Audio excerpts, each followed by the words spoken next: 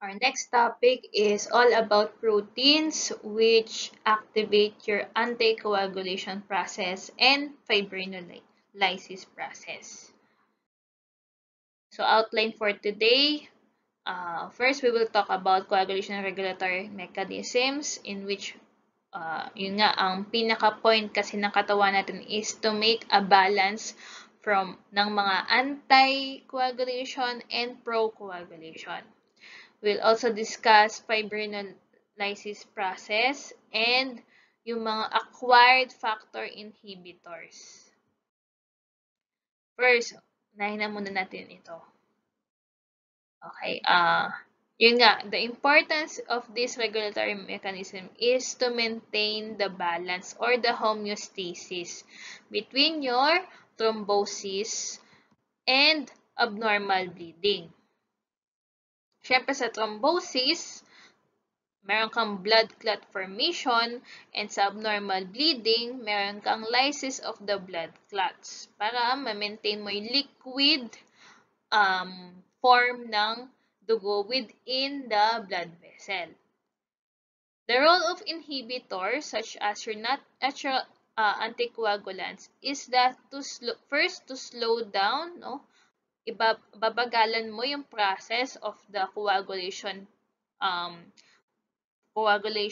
stage, and next to suppress the thrombin production, okay, which is yung factor 2. Okay, so para nga ma-maintain natin yung liquid form ng blood inside the blood vessel para tuloy-tuloy or hindi mahirap mag-flow yung blood sa blood vessel. If ever naging stagnant yung blood natin inside the blood vessel, magiging prone ka to blood clot formation. Okay. Tingnan natin yung mga proteins for the regulation of the coagulation. Itong mga to, basically, it inhibits the coagulation factors or clotting factors. Tingnan natin si TFPI. Unahin natin to. TFPI, or formerly known as Kunitz, stands for tissue factor pathway inhibitor. And there are two types of TFPI. First, Kunitz type 1 inhibits your factor 7A and tissue factor complex. Okay? Doon siya banda sa extrinsic pathway. Kunitz type 2 inhibits your factor 10A doon sa common pathway. Okay? Your APC activated protein C inhibits your 5A and 8A. AT or antithrombin naman, it inhibits from the name itself, thrombin. Also inhibits her factor 9A, 10A, and contact group. Ano ba itong mga contact group ulit? No? Back in prelims, contact group are your factor 12, factor 11, HMWK, and prekallikrein. ZPI stands for your Z-dependent protease inhibitor, which inhibits your 10A and 11A. Protein S naman cannot stand alone. Kailangan pumartner siya with your APC or activated protein C and your TFPI or your tissue factor pathway inhibitor. Next protein naman ang heparin cofactor 2. Ang heparin always hates thrombin, so it inhibits your thrombin. And lastly, your thrombomodulin binds with thrombin to eventually activate your protein C. And then so protein C naman will inhibit your 5A and 8A. So, recall nga natin kung kaya natin memorize. Sobrang dami, right? Okay. TFPI, di ba may dalawang types? Kunitz type 1 will inhibit your 7A and tissue factor complex. Your Kunitz type 2 will inhibit your 10A. Okay? Activated protein C naman will inhibit your 5A and 8A. Antithrombin will inhibit from the name itself, thrombin. Also inhibit your 9A, 10A, and contact group, which involves your factor 12, 11, prekallikrein, and HMWK. ZPI naman, Z-dependent protease inhibitor, will inhibit your 10A and 11A. Your protein C will serve as cofactor for your APC and TFPI. Your heparin cofactor 2, heparin hates thrombin, so it inhibits your thrombin.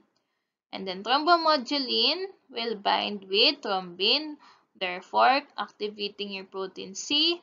And then eventually will inhibit your 5A and 8A. So mahirap memorization talaga ito, no? So wala tayong magagawa, gawa kayo ng mnemonics para kahit maumpog kayo sa wall or bagong gising kayo, alam nyo kung paano ma-memorize or alam nyo yung ini-inhibit na protein. Okay, balikan natin itong mga to. I-discuss natin further. Okay? The FPI is produced by your endothelial cells and platelets. No? And again, i-recall lang natin, ano ang katulong ng TFPI? Protein S. Okay? Di ba si protein S, cofactor ng activated protein C and TFPI. Pero, tumutulong lang siya sa type 2 Kunitz or Kunitz 2 to inhibit your 10A. Si Kunitz 1, walang or hindi required ang protein S. Activated protein C naman tayo. Diba? Sa activated protein C will inhibit your 5A and 8A. So, ano ang other action nito? It is activated by, kaya nga from the name itself, activated protein C, it is activated by thrombin and thrombomodulin complex. Okay? Kailangan mag-bind muna to activate your protein C. And again, APC has a cofactor, which is your protein S. Pero kailangan the free form of your protein S. So, there are two forms of protein S. May free and may bound. Ang kailangan ng APC is yung free. Okay? Pero ito ay in lesser amounts. Nasa 40% lang ng iyong bloodstream. Pinakamarami ang bound. Okay? Saan naman siya nakabound? From the name itself, no? Nakadikit siya kay complement. This is a complement factor. Okay? C4 small b, big B, capital P. Okay? This complex will act as the acute phase reactant in immune system. No? And it also used as a marker for your thrombosis. So, pwede siyang gamitin for laboratory studies. So, naka-underline to kasi tatandaan nyo to. No? May iba't ibang proteins or markers na pwedeng gamitin para ma-diagnose mo yung pasyente with thrombosis. Next, your antithrombin. Antithrombin, which inactivates, again, your thrombin, 9A, 10A, 11A, 12A, and prekallikrein and HMWK are your contact group. Okay? Sino pa ang nag-inhibit kay thrombin aside from antithrombin? Kasama dyan, si heparin cofactor 2. Pero, bago nila ma-inhibit si thrombin, kailangan nilang ma-activate muna using your heparin. Okay? And then, meron tayong mga natural sources of heparin. No? Meron tayong napoproduce on our own. We can found heparin inside basophils and mast cells. Kapag nag-combine, no, si thrombin and antithrombin, we can now call that as TAT complex. or thrombin antithrombin complex. And this complex can be used as a marker ulit for thrombosis. So, recall lang natin ano pa yung ibang marker, ano pa yung isa, protein S, C4BBP. Okay? So, memorize natin yung mga markers na yan, no? As we go along.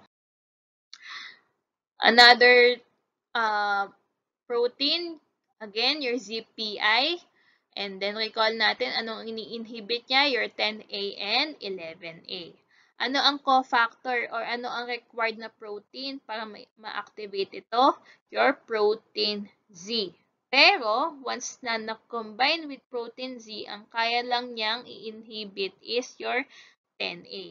Kapag ang inhibition with 11A, there should be a combination with heparin.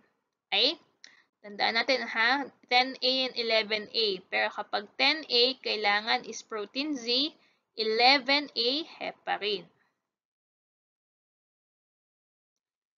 So, meron pa tayong other natural anticoagulants. Okay?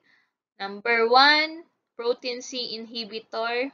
It can inhibit your thrombin, pero it can inhibit your anticoagulants, especially your APC, thrombin, thrombomodulin, and urokinase. Alpha-1 antitrypsin and alpha-2 macroglobulin both inhibits your APC and thrombin. So, discuss natin yan further. Okay. Protein C inhibitor has procoagulant action, anticoagulant, and antifibrinolytic properties. So, paano yan nagwo-work? As procoagulant, it can inhibit APC and thrombin modulin. It can also act as anticoagulant through inhibition of your thrombin. And lastly, can also be antifibrinolytic because it inhibits your urokinase. Itong mga ganitong protein, babalikan natin yan mamaya. Okay? For now, tandaan lang natin, mayroon siyang tatlong action. Next, alpha antitrypsin, alpha-2 macroglobulin. Actually, itong mga to, no, hindi naman madalas ginagamit as a marker for coagulation studies. It is most commonly used as a marker for a different type of disease. No, halimbawa, si alpha-1 antitrypsin, there is a pag meron kang deficiency nito, it can be seen in emphysema. Increased levels of your alpha-2 macroglobulin can be appreciated in nephrotic syndrome. Nephrotic ha, hindi nephritic. Okay? Pero yun nga, dahil nasa HEMA 2 tayo, pag-usapan natin yung coagulation properties ng mga to. No? It has a pro and anticoagulant properties. Kapag pro-coagulant, ang action nila is to inhibit the APC. Anticoagulant naman, it can inhibit the thrombin. Bakit dalawang opposite action? Kung ano lang kailangan ng katawan mo, yun ang gagawin ng mga to. Okay? Kung meron kang bleeder ka, no? Ang action ngayon ng dalawang protein na to is to inhibit the APC. Kung thrombotic or may thrombosis ka, ito ang magiging action niya. To balance out, no? Magkaroon ka ng homeostasis. Okay, next topic is fibrinolysis. Again, fibrinolysis is the final stage of your coagulation. This happens after, no, the formation of the stable fibrin clot. Okay? Hahayaan muna niyang mangyari yung buong process before acting or initiating this lysis. Kasi kung during the coagulation nagkakasabay na si fibrinolysis, hindi magiging stable ang fibrin clot mo. Okay? And the major protein for fibrinolysis is your plasmin. Aside from that, no, meron pa tayong iba, no? The pro-fibrinolytic proteins. So first, plasminogen. This is the inactivated form of your plasmin. Pag naging active na, magiging plasmin na. And this plasmin can digest both fibrinogen and fibrin. Okay? Fibrinogen is that clotting factor 1, and fibrin is the final product of your secondary hemostasis. Tissue plasminogen activator. It activates your plasmin, converting it into plasmin. And tissue plasminogen activator is secreted by endothelium. Next, your urokinase plasminogen activator, or your UPA. Again, from the name itself, activates your plasminogen. But this time, anong difference with TPA? Urokinase is secreted by your kidneys, or the urinary system. From the name itself, nasa kidney siya. And another, natural siya, pero in case of nagkaroon ka ng streptococcal infection. Okay? Nagkakaroon ka ngayon ng streptokinase. And streptokinase can also activate your plasminogen. Okay, recall nga natin yung mga action ng mga to. Okay, plasminogen can be converted into plasmin. Then si plasmin can digest both of your fibrinogen and fibrin. Tissue plasminogen activator and urokinase plasminogen activator are both natural proteins, pero ang kinaiba niyan, tissue plasminogen activator can be produced by your endothelial cell found in your blood vessel. Dito naman can be produced by your kidneys. Another, in special cases with streptococcal infection, can produce streptokinase, which has the same property as TPA and UPA. Anti-fibrinolytic proteins naman tayo. So, first, plasminogen activator. It activator inhibitor 1. So, from the name itself, it inhibits your plasmin activators. Okay? Most especially the TPA. Next, alpha-2 antiplasmin. From the name itself, inhibits your plasmin or antiplasmin siya. Okay?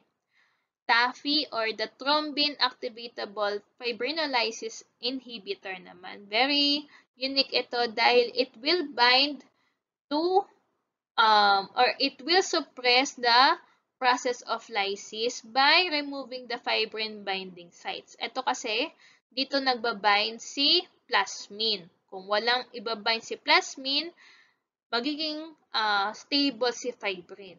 Ay, walang maglalys sa kanya. Okay. Recall natin ulit, plasminogen activator inhibitor 1 inhibits the plasminogen activator, which is the TPA. Alpha antiplasmin inhibits your plasmin. TAFI will suppress your fibrin binding sites, preventing your plasmin to bind with fibrin. Okay, balikan natin si plasminogen and plasmin. Ito, di ba, nabasa natin kanina, no? They both has the capability to digest not only fibrin but also fibrinogen. And not only these two types of protein, but also will act on your factor 5, 8, and fibronectin. Ano bang clinical significance nito? Okay, balikan natin si plasminogen and plasmin.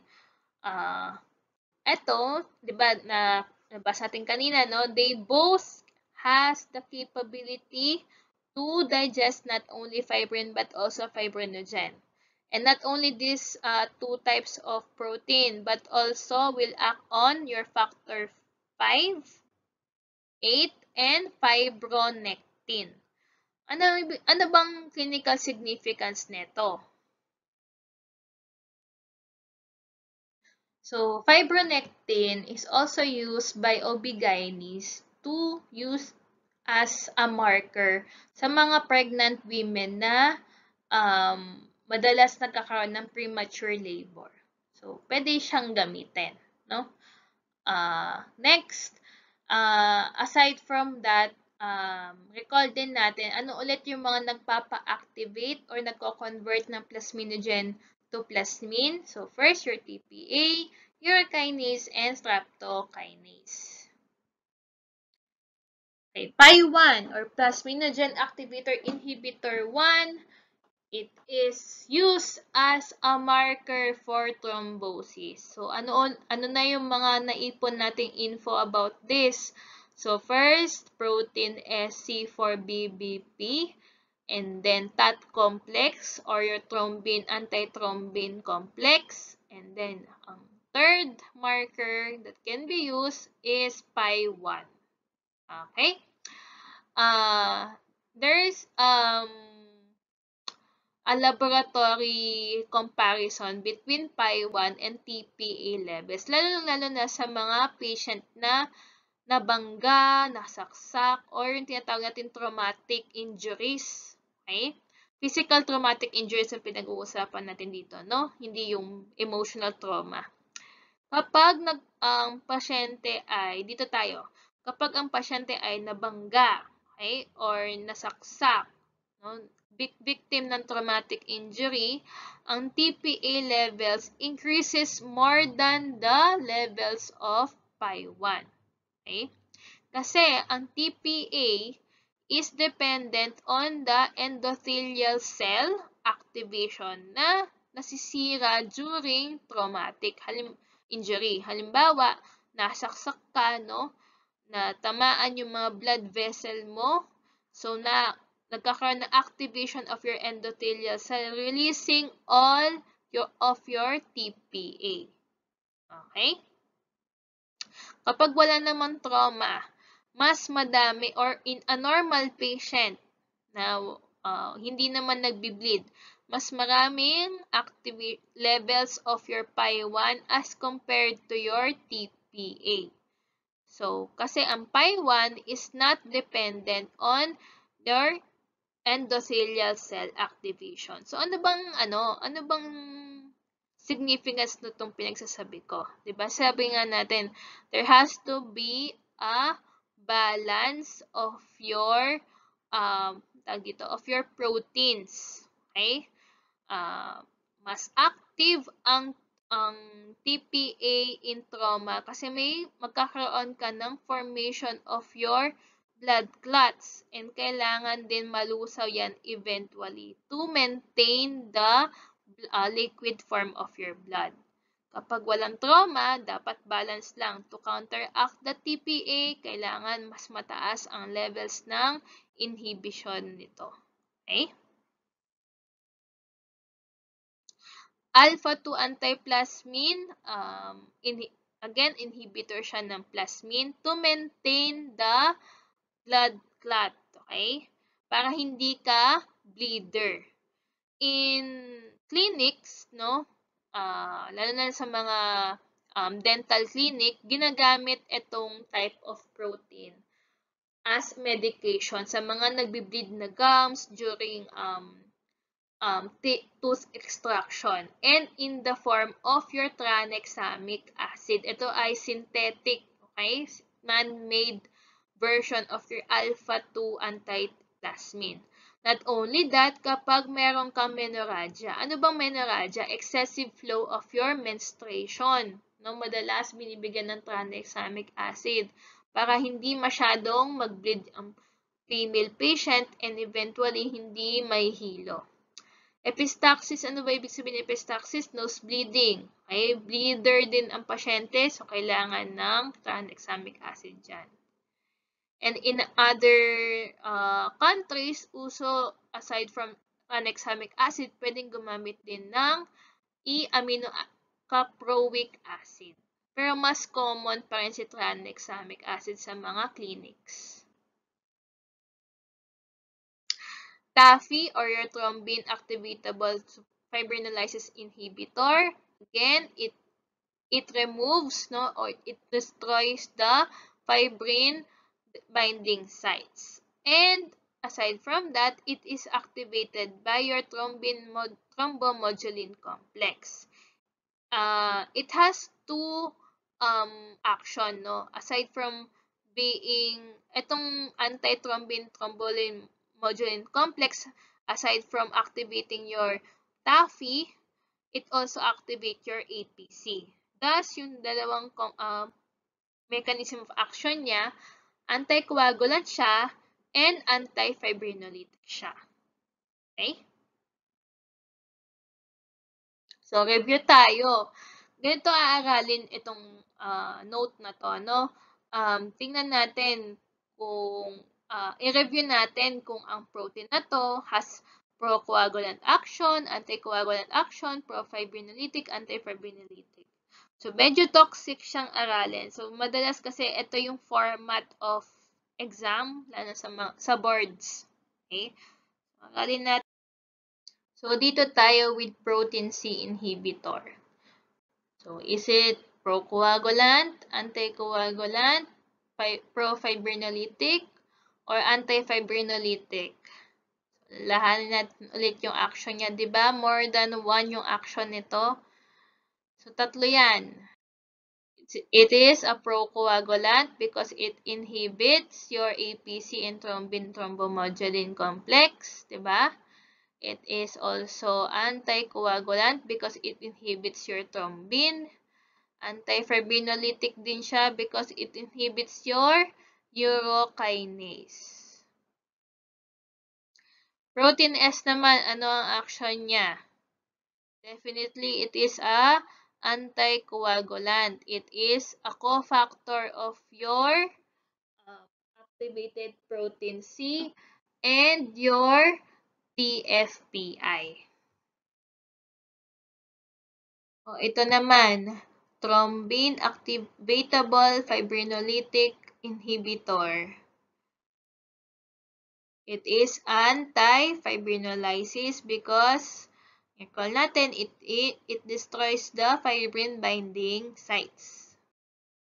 Alpha-2 macroglobulin. Recall natin anong sakit that can be diagnosed using this as a marker. It is increase in nephrotic syndrome. Pero ano ang coagulation nito? Mode of action. It is both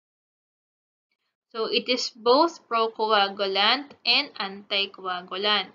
So, paano siya naging procoagulant? It inhibits your APC. Anticoagulant, it inhibits your thrombin.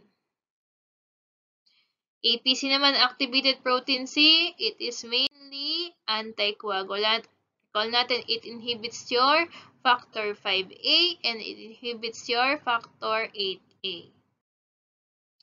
Plasmin naman tayo, it is the major protein of your fibrinolysis. Kaya, ang kanya mode of so, it is profibrinolytic. Ano ulit ang action nito? It digests your fibrin, fibrinogen, factor 5, factor 8, and fibronectin, which is a marker for prematurity or premature labor for pregnancy. PI1 naman or plasminogen activator inhibitor 1, from the name itself, it inhibits your plasminogen activator. So, anti-fibrinolytic ito. Okay? And that is the last slide for this topic.